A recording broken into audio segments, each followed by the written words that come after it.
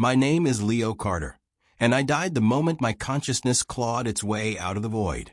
It felt like someone had force-downloaded a corrupted file straight into my brain. Suddenly, the entire plot of a cheesy romance novel unfurled in my mind, scene by scene, like an intrusive memory that wasn't mine. That was my new reality. In my past life, I'd been a broke college student, the kind who lived on instant noodles and bad decisions. I didn't go out in some dramatic way, either. No heroics. I choked on a cup of ramen. That was it. And now? Now, because I happen to be a 99% lookalike of some powerful CEO's long-lost love, I'd been bought. Literally.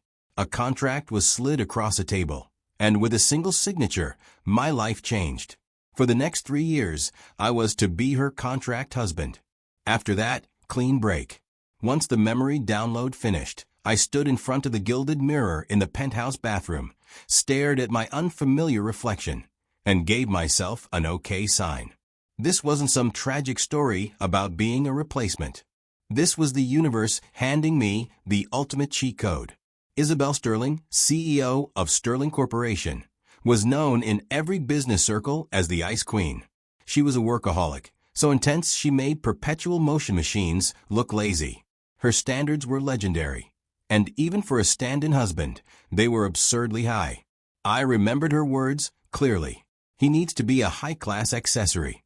He will not diminish the Sterling brand. And so began Operation Fleece the 1%, a 3-year plan where I leveled up faster than a video game character hopped up on cheat codes. The money might have been temporary, but the knowledge? That was mine forever. First came cooking. A retired chef from a 3 Michelin star restaurant became my personal instructor. From crystal clear consommé to deboning a quail, I learned it all. Eventually, I could whip up a full tasting menu with my eyes closed. Well, a respectable one at least. My first attempt at hollandaise sauce was a disaster. It broke so badly it looked like scrambled eggs. The chef, a formidable Frenchman, threw his hands into the air. Mon Dieu, are you making a sauce or an insult? Shamelessly, I kept practicing. My fingers became a road map of tiny cuts from endless knife drills. Eventually, I could julienne vegetables into strands so thin they bloomed in clear broth like delicate silver needles. Soon, I was plating Isabel's breakfast with surgical precision. Her sunny-side-up egg had to be a perfect circle, edges delicately crisped. Her sandwiches were cut into exact equilateral triangles, every layer measured to the millimeter. The level of pretentiousness was obscene. Even the foam on her daily geisha coffee had to be swirled into the shape of an elegant swan. She ate it all every morning with the same blank expression. I often imagined her internal monologue went something like, this stand-in is surprisingly useful. Then came household management. A team of seasoned British butlers trained me to oversee the sprawling Upper East Side penthouse. There was a specific protocol for cleaning the crystal chandelier, right down to the type of lint-free cloth and the precise angle required, so every crystal refracted light identically. The first time I tried, balanced on a stepladder, I nearly fell. The head butler didn't even flinch. He simply handed me a pair of non-slip gloves. "Mr. Carter," he said calmly, "elegance and safety are of equal importance." Organization became its own discipline. Suits were arranged by color gradient and frequency of wear. Shirts were ironed so sharply you could get a paper cut from a crease. Ties were cataloged by pattern and material. I kept the place so immaculate it made 5-star hotels look sloppy. Even the grout between the tiles gleamed. Once, the cleaning lady laughed and said, "Leo, if my manager saw this, she'd give me a raise just for knowing you." Damn right. If my benefactor wasn't happy, my $5 million payout was on the line. I wasn't taking chances. Driving lessons came next. A professional race car driver walked me through the underground garage's collection. Lamborghini, Ferrari. The first time I sat in the Lumbo, my palms were slick with sweat. The driver laughed and slapped my shoulder. "Relax.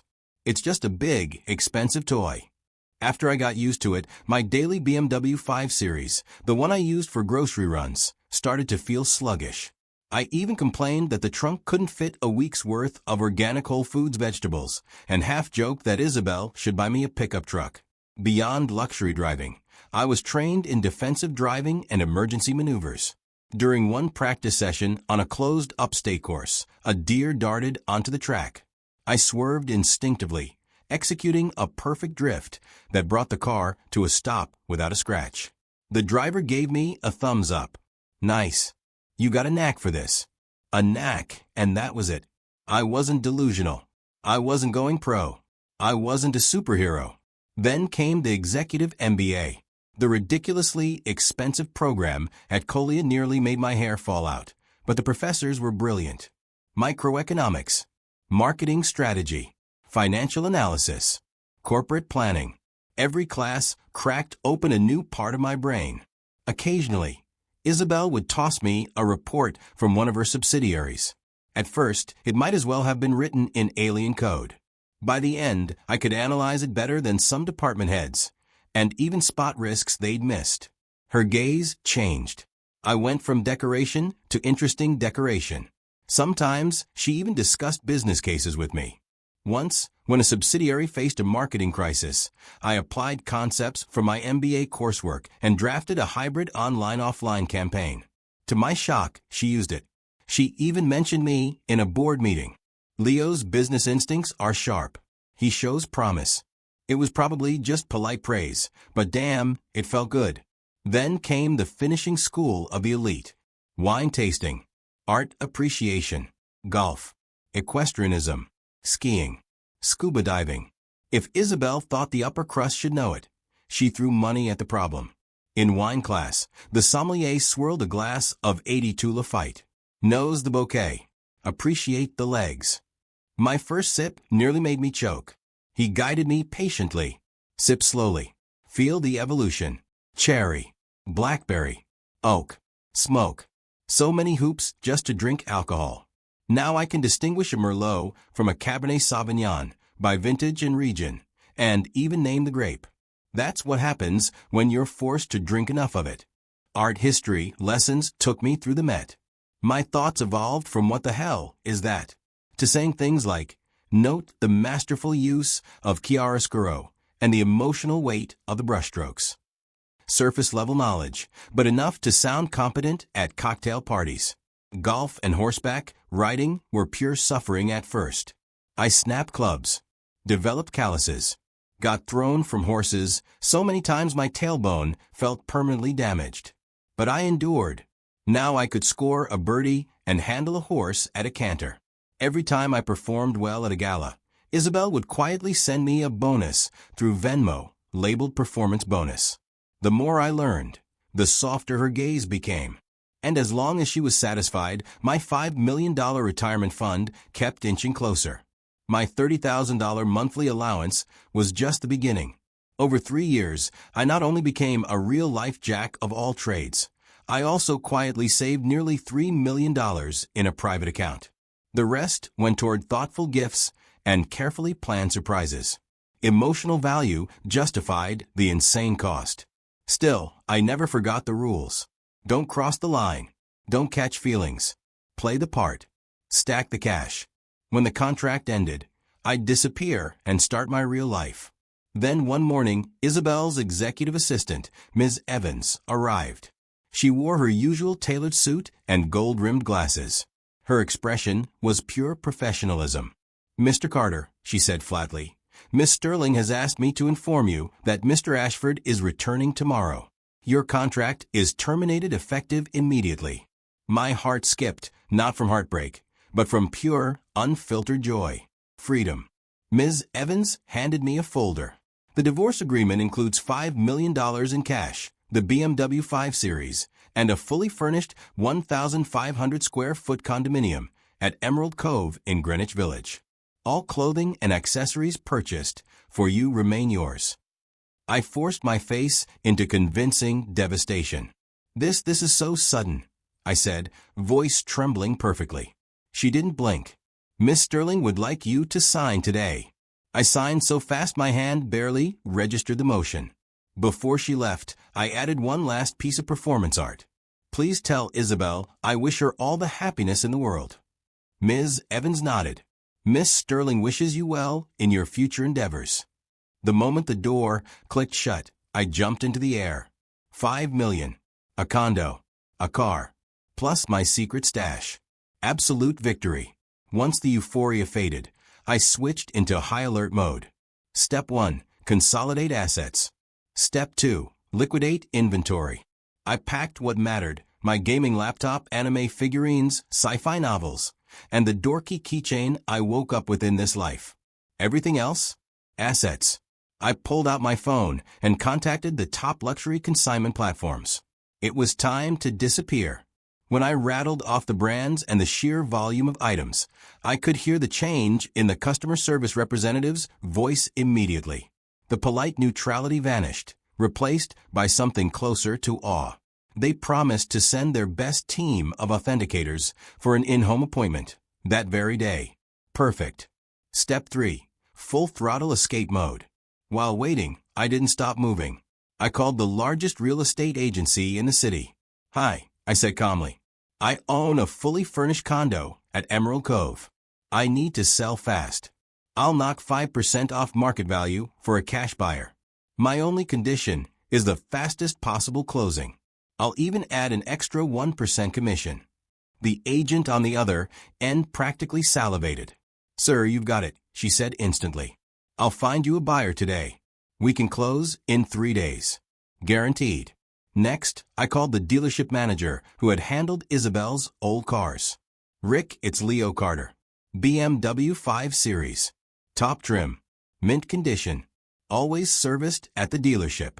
Ridiculously low mileage. You interested? If the price is right, you can see it today, and we'll sign the title over. He didn't hesitate for a second. Leo, my man, I'm on my way. Don't you dare sell it to anyone else. The efficiency was staggering. That afternoon, the consignment team arrived. 3 professionals carrying cases of specialized equipment. The moment they stepped into the walk-in closet that occupied an entire wall, their eyes lit up like floodlights. This is a limited edition runway piece. Mr. Carter, are you sure you want to sell this timepiece? You almost never see these on the market. These shoes look like they've never been worn.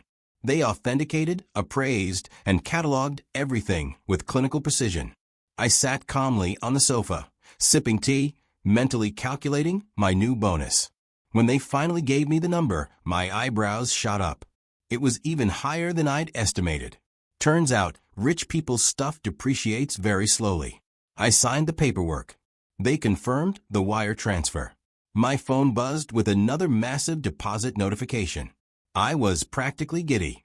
A pleasure doing business with you, Mr. Carter, the lead appraiser said, handing me his card respectfully. His eyes held the kind of look usually reserved for trust fund heirs liquidating an estate. If you ever need to offload anything else, please don't hesitate to call. Almost the moment they left, my phone buzzed again, this time with calls from the real estate agent and the car dealer nearly simultaneously. Mr. Carter, the buyer can sign and place a deposit tomorrow. Leo, the money's already in your account. I'll handle all the DMV paperwork in the morning. Done. Money secured. Time to vanish. That night, I slept on the floor of the nearly empty penthouse. Even the mattress had been hauled away by a used furniture company. It was the most peaceful sleep I'd had in 3 years. In the morning, I took one last look at the luxurious, cold space that had served as my prison. A place that never, not once, felt like home. With a single suitcase holding everything I truly owned, I stepped into the elevator without looking back. At the dealership, the handover was seamless. Watching the new owner drive away in the BMW I'd used for 3 years of grocery runs, I felt nothing, except a sudden craving for a greasy slice of streetcar pizza. I took out my phone and deleted every app related to Isabel or the Sterling Corporation. Then I left the family group chat, consisting of only me, Isabel, and Ms. Evans. The chat history was a monument to sterility. Mr. Carter, the charity gala is at 7 p.m. tomorrow. Your attendance is required. I snapped my old SIM card in half, tossed it into a trash can like the hero at the end of an action movie, and hailed a cab. So long, Miss Sterling, I muttered. Thanks for the 3-year education and the generous severance package. I wish you and your long-lost love a lifetime of happiness. Lock that down. And don't drag anyone else into your drama. Airport, please, I told the driver. My destination was a charming, slow-paced coastal city in the south, great food, relaxed living, and absolutely zero Sterling Corporation presence. Savannah, Georgia. I'd researched my retirement paradise extensively. As the plane ascended through the clouds, I looked down at the glittering cage that had held me for 3 years. I felt no sadness, only the intoxicating, exhilarating thrill of freedom. Every cell in my body was singing. $8 million, give or take. Enough to last a lifetime. Retirement, here I come. 6. The good life. Life in Savannah was the polar opposite of my previous 3 years. I didn't have to perform. I didn't have to impress. I was just Leo Carter, a young guy with a bit of money, a lot of free time, and an easy smile. I rented a ground-floor apartment in the historic district, complete with a small private courtyard. Bougainvillea draped the walls, and the soft sand and deep blue Atlantic were only a 10-minute walk away. My landlady, Mrs. Diaz, was warm, boisterous, and endlessly kind. When I told her I was an artist, a convenient, unverifiable profession, she brought me a welcome basket filled with homegrown peaches and figs. You make sure you eat well while you're here, she said. A young man on his own needs his strength. I didn't buy a house or rent a flashy oceanfront condo. I wanted something grounded, real. Using a fake ID, basic survival protocol, and a chunk of cash, I bought a simple, reliable Ford SUV. Spacious, fuel-efficient, perfect for hauling seafood or taking spontaneous road trips. A few scratches wouldn't break my heart. Life slowed to a delicious crawl. I woke naturally, not to alarms or calendar notifications from Ms. Evans, but to birdsong and the distant murmur of the ocean. I slipped on $10 flip-flops and strolled to the corner cafe, squeezing between local old-timers to grab shrimp and grits or a flaky biscuit. The owner already knew me. The usual Leo, he'd ask, sliding an extra piece of sausage onto my plate. You know it, I'd reply. Your grits are so good I could eat them every day for a month. Mornings were for the farmer's market, quickly becoming my favorite place. Thanks to the palate and eye for quality drilled into me by a Michelin star chef, I earned a reputation. The fishmonger would grin. Professor Leo. Got some beautiful black drum today, just off the boat. I'll save the fattest one for you. The old woman at the vegetable stall would call out, Leo, honey, this spinach is so fresh it'll melt in your mouth. Perfect for soup tonight. I haggled good-naturedly, selecting the best ingredients. This vibrant, down-to-earth way of living was completely new to me. Afternoons were either spent practicing latte art in my courtyard, still abstract monstrosities, though tasty, or writing in my journal at a seaside cafe. A mix of transmigration diary and unfiltered ranting. When the weather was nice, I played at the public golf course. The greens weren't pristine, but no one cared if I shanked a shot. I even found a local equestrian club and bought a pack of lessons, just to keep my edge and trade insults with their moodiest Dutch warmblood. My old survival skills became party tricks. I cooked Mrs. Diaz my signature barbecue brisket. She was so impressed, she immediately tried to set me up with her niece. I helped the cafe owner tweak his menu, and business picked up so much he offered me free coffee for life. Once, when the digital scale at the fish market broke, I hefted a red snapper, called out the weight, and when the scale was fixed, I was off by less than an ounce. After that, they started calling me the human scale. I didn't look for a real job. Investment interest covered everything comfortably. When I felt restless, I day traded, and the returns usually covered my monthly expenses. I also started writing a trashy online romance novel, My Billionaire Boss and Me. To my absolute shock, it took off. Royalties rolled in. Producers bought film rights. My nest egg started growing a nest egg of its own. I made friends. The artsy cafe owner who challenged me to chess. The old sea captain who took me fishing and told stories about breaching whales and phantom lighthouses. The market vendors who always tossed in extra onions or herbs. Even the golden retriever, who sunbathed on the beach, would trot over to greet me. No one knew my past. They just knew Leo. This grounded, authentic life, something I'd never known as a broke student or as a pampered trophy husband, was glorious.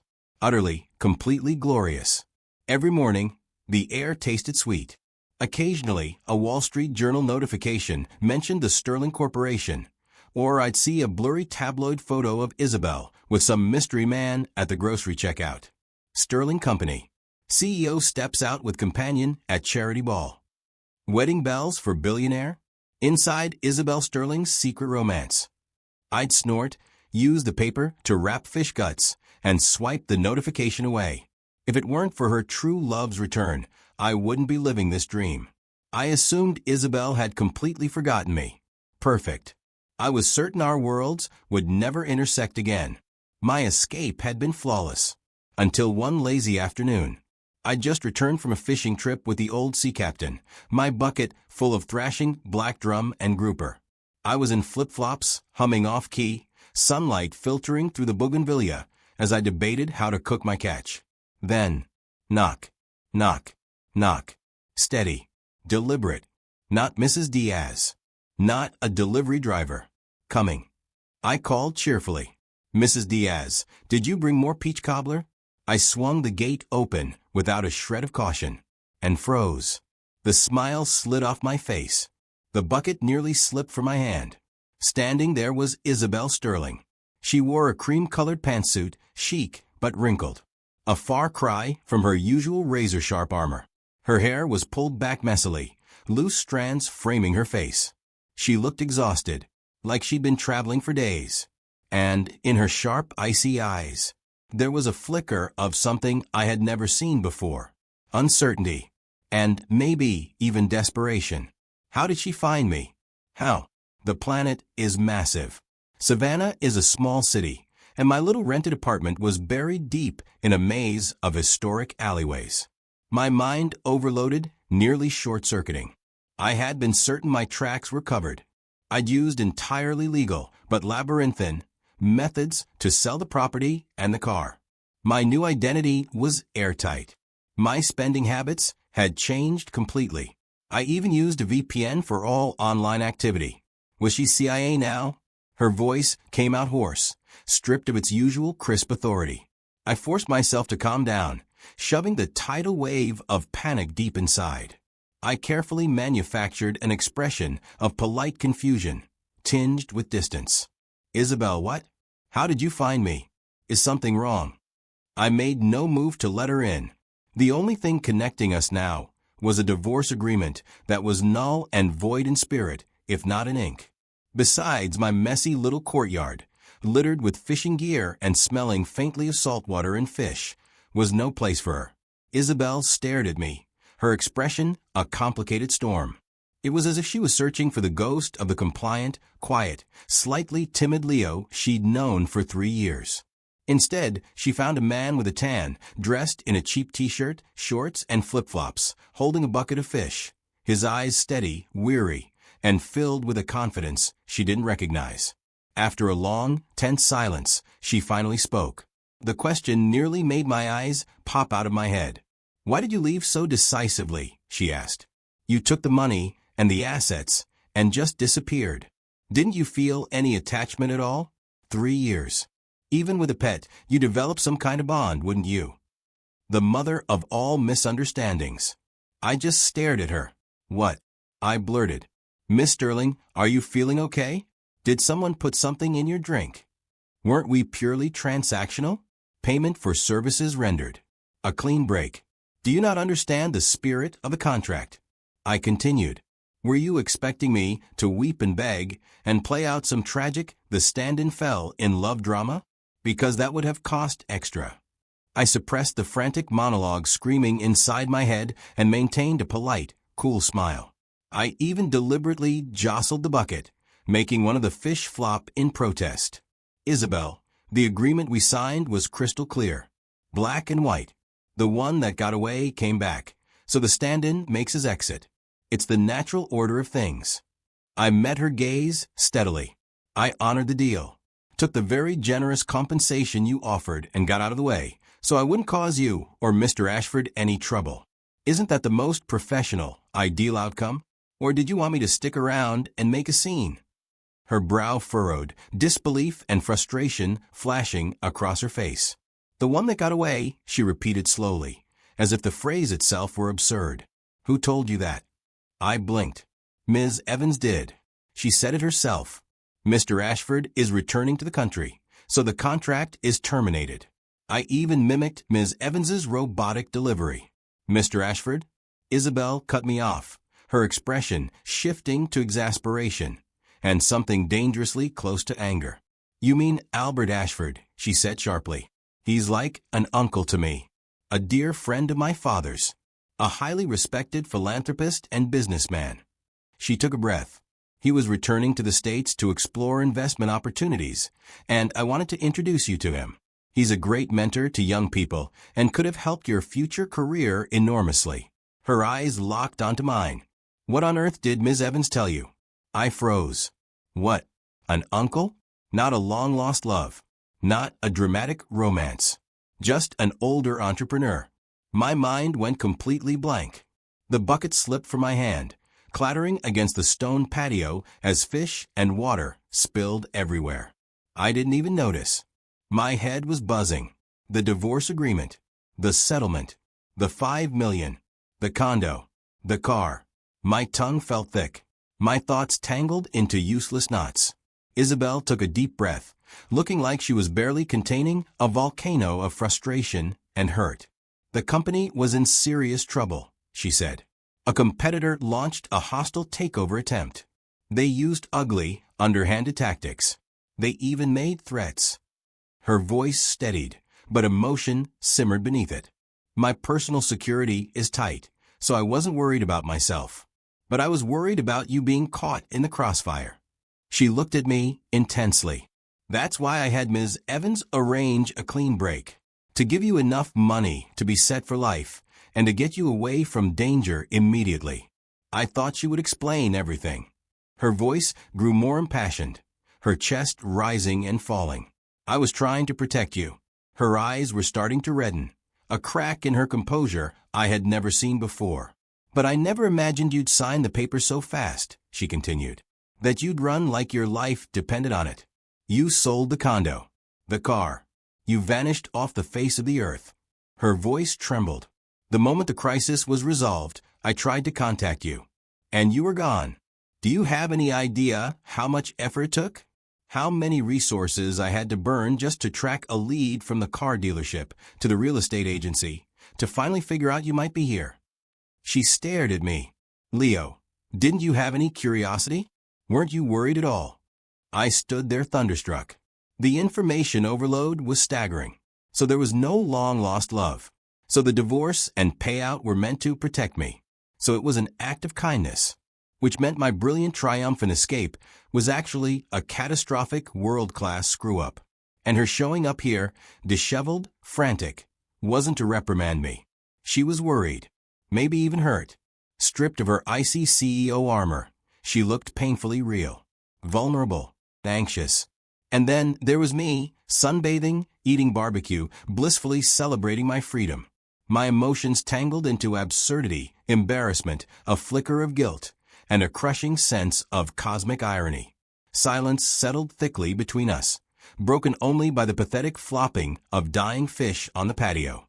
I crouched down, clumsily scooping them back into the bucket. Water splashed onto Isabel's expensive pants, but she didn't even flinch. Her eyes never left me, filled with something I couldn't decipher. "You should come in," I muttered, scratching the back of my head. "We can't just stand here. The neighbors will think we're fighting." She nodded silently and stepped into the courtyard. The husband she had built. She carefully navigated the puddles and fishing gear, taking in the unfamiliar surroundings, the potted plants, the bougainvillea climbing the walls, the half-finished iced coffee, and open book on the table. The air smelled of brine and sweet flowers. "Have a seat," I said, pointing to the stone bench. "It's not much, but it's all I've got." She sat, posture still perfectly straight, an elegance she couldn't shed even in casual clothes. I went inside and returned with a glass of water. Sorry, no coffee or wine. This is it. It's fine. She took the glass. Our fingers brushed. She flinched like she'd been shocked, her ears turning faintly pink. I quickly looked away, pretending to organize my fishing tackle. So, I said, taking a deep breath, everything you said is true. No old flame. Just an old family friend. The divorce was to protect me. She nodded and took a sip. The Sterling Corporation was facing an unprecedented crisis, she explained, regaining some composure. A rival firm backed by foreign investors tried to short our stock into oblivion. They spread rumors about product safety. Our share price plummeted. Clients fled. She paused. Worse, they started using unsavory tactics. My security team intercepted threats against people close to me. Her eyes darkened as they met mine. They wouldn't dare touch my family, but they began investigating my personal life, looking for leverage. And you, even as a husband in name, only were a target. I couldn't let you be dragged into that. So I decided the best option was to make it look like a messy public breakup. Give you enough resources to disappear, live comfortably, and then explain everything once the danger passed. I exhaled sharply. Then why didn't Ms. Evans just tell me? Isabel sighed. She's competent but rigid. I was in the middle of a corporate war. I only had time to tell her to get you out immediately and give you a generous settlement. She shook her head faintly. She probably assumed that with a contract husband, the details were irrelevant. She had no idea it would cause such a massive misunderstanding. I laughed weakly. I really thought the great love of your life had returned. It's how those cheesy romance novels always go. Her frown deepened. When did I ever say you were a stand-in? I was floored. Wasn't I? I asked. It was never said outright, but I look like him. That's why you hired me. Isabel set the glass down, her gaze intense. Leo, you're wrong. There was never anyone else. No one. I gaped at her. Then why the contract? Why me? A faint blush colored her cheeks as she looked away. My parents were relentless about setting me up, she admitted. The men they chose were either greasy new money types or spineless mama's boys. I couldn't stand it. She smiled faintly. Then one day I saw you. You were standing in line at a food truck outside the university, ordering a Philly cheesesteak. You were wearing a t-shirt and jeans, grinning like the sun itself. Her voice softened. You looked bright. Uncomplicated. I thought if you played the role of my husband, it would get them off my back. And I could tell you were smart. I thought it was an investment in someone with potential. She left out the part where her parents' background check had confirmed I was safe, clean, and easy to manage. A perfect placeholder. My mind reeled. My entire 3-year identity as a replacement had been a fabrication. So why spend all that money training me? I asked. The cooking, the management, the driving, the business classes, all of it. Because I didn't want you to embarrass me, she said plainly. You were my husband. Even in name, you had to be presentable. She softened. And I thought the skills would help you later in life. Consider it compensation. Her gaze warmed. But I never expected you to learn so fast. Or to be so good. The food you made was incredible. You ran the penthouse flawlessly. You handled every insufferable gala with grace. She hesitated, then admitted quietly. Sometimes, it was strangely reassuring having you there. After all, a husband you train yourself is always better than one you pull off the shelf. You were my personal project. Her words landed like a stone dropped into still water, sending ripples through everything I thought I understood. When I looked into her eyes, I saw only sincerity, and that was what shook me most. I'd always seen Isabel as cold calculating, a CEO who cared only about results. But I'd ignored the quieter signs. The performance bonuses she sent after I mastered a new skill. The rare thumbs-up emoji when I texted her that I'd finally learned how to canter properly on a horse. The larger SUV that quietly appeared in the garage after I once complained about the BMW's trunk space. I dismissed it all as the whims of a billionaire. But maybe, just maybe, It had been her clumsy, awkward way of showing she cared.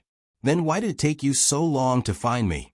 The question slipped out before I could stop it, edged with a hurt I hadn't intended to reveal. Her expression dimmed. The corporate crisis was far worse than I expected. It took me 3 solid months just to fight them off and stabilize the company.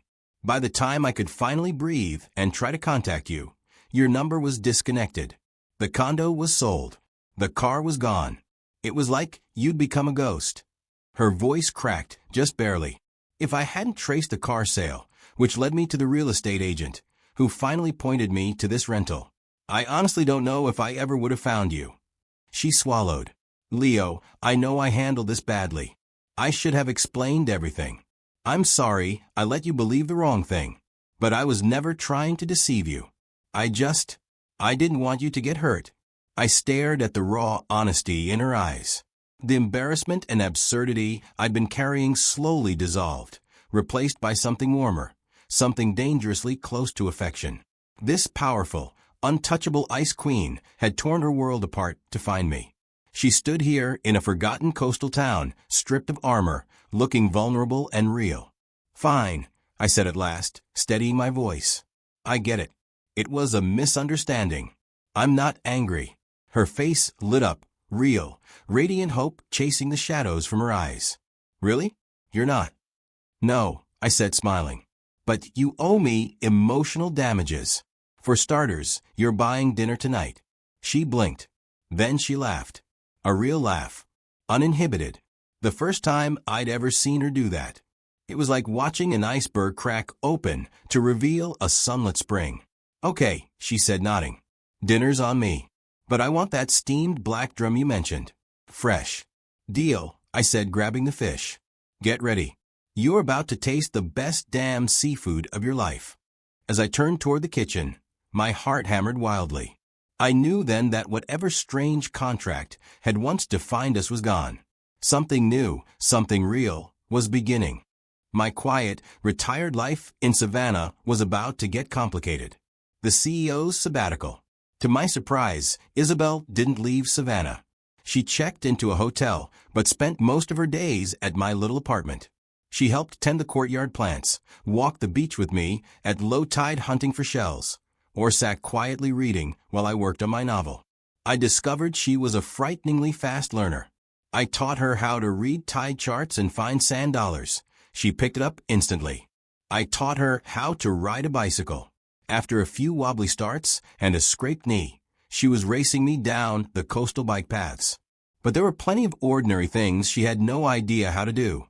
She didn't know how to haggle at the market.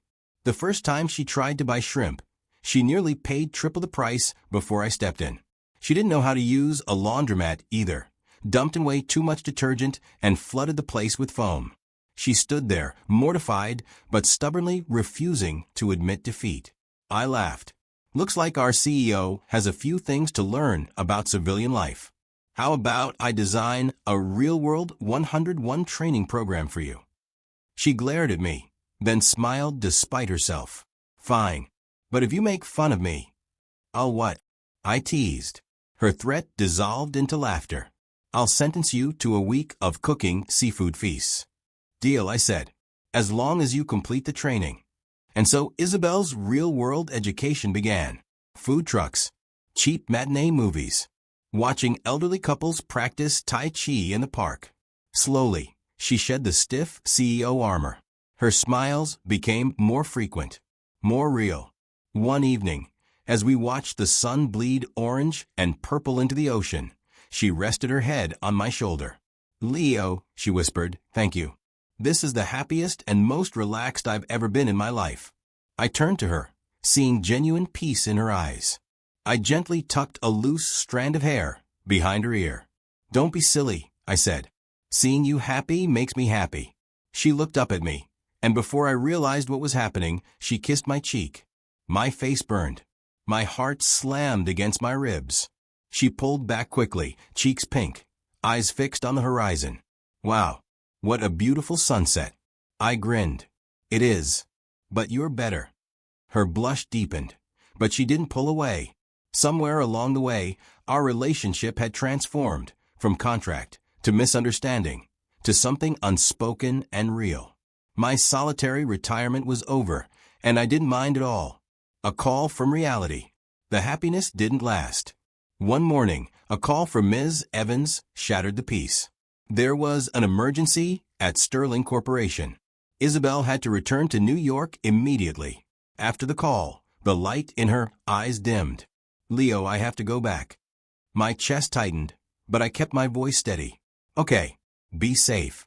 Call me when you land." She stepped forward and hugged me tightly. "Wait for me. As soon as this is over, I'm coming back. You have to wait for me." "I will," I promised. "I'll be right here." She gave me one last look, and then she was gone. The courtyard felt enormous and empty. The return. Weeks passed. Her calls grew shorter. Her voice strained. Then I saw the Bloomberg headline. Sterling Corp under renewed hostile attack. I tried calling her. Straight to voicemail. That was it. I couldn't sit still anymore. I packed a bag, booked the first flight to New York, and went to find her. Sterling Tower was swarmed with reporters. I forced my way inside and took the private elevator to the executive floor. Her office door was ajar. Inside, she sat hunched over her desk, pale and exhausted beneath harsh lights, staring at documents like they were enemies. "Isabel," I said softly. She looked up, shock, then overwhelming relief flooding her face. "Leo, what are you doing here?" "I saw the news," I said, placing a hand on her shoulder. I was worried. Her composure shattered. She leaned into me and cried, quiet, broken sobs of sheer exhaustion. "I don't know if I can do this," she whispered. "Hey," I said gently. "I'm here now. We'll face it together." For 2 months, I stayed by her side. I made sure she ate. I reviewed reports. I listened. I supported. Her world was a battlefield, but I became her shield. Slowly, she turned the tide. When the hostile takeover finally failed, she threw her arms around me, laughing through tears. "We did it, Leo." "Yeah," I said. "We did." She pulled back, eyes burning with resolve. "Come back to Savannah with me. I want that life. The real one. With you." I looked into her eyes and saw my future. "Wherever you go," I said, "I'm with you." Home. We returned to Savannah. The little courtyard. The bougainvillea climbing the walls. "It's so good to be back," she sighed. I wrapped my arms around her. "From now on," I whispered, "we stay here. Together." As the sun set, bathing everything in gold, I knew I'd found what I was searching for. Not escape. Not solitude. But this. Her. A quiet life, simple joys, deep love, and happiness that finally felt real.